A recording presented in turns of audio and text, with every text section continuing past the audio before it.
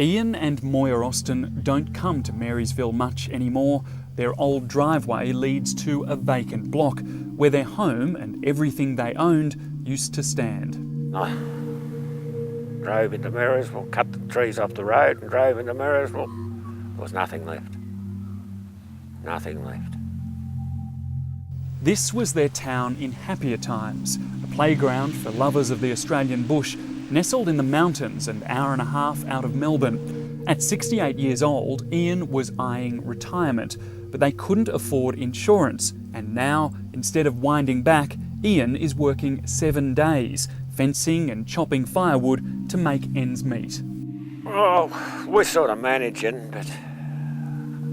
Well, let's take it day by day. Our lives have changed right around. You know, we've had to make that many decisions. You know, different decisions what we've never had to make before. We just took everything for granted because we're getting old and that's all it was.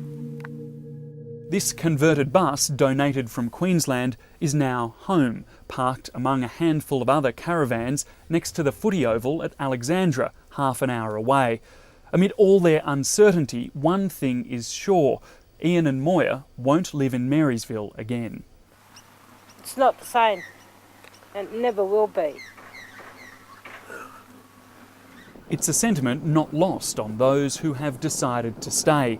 The once iconic Lolly Shop has been one of the first shops to reopen, now operating out of a shipping container. The Lolly Shop is back in a very small way.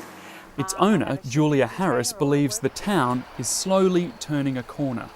It'll never be quite the same. It had a lot of character, a lot of old buildings, but I think we can only look forward and it can be bigger and better, I guess. Some of the old residents are now living here at the temporary village set up by the government. One of them is Chris Muir. When we could see the rubble, we could still identify with what was there, even though it was devastating. Now that it's gone, even locals are losing their bearings. He used to run a cafe on the main strip.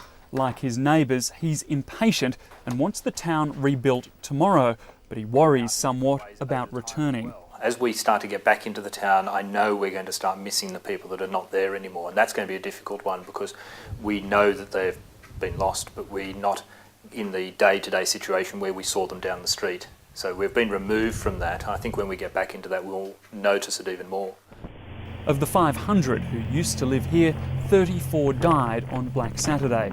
Those who survived, whether they've stayed or moved on, have shown remarkable strength and resilience. But there's a long way to go. We'll get there one day.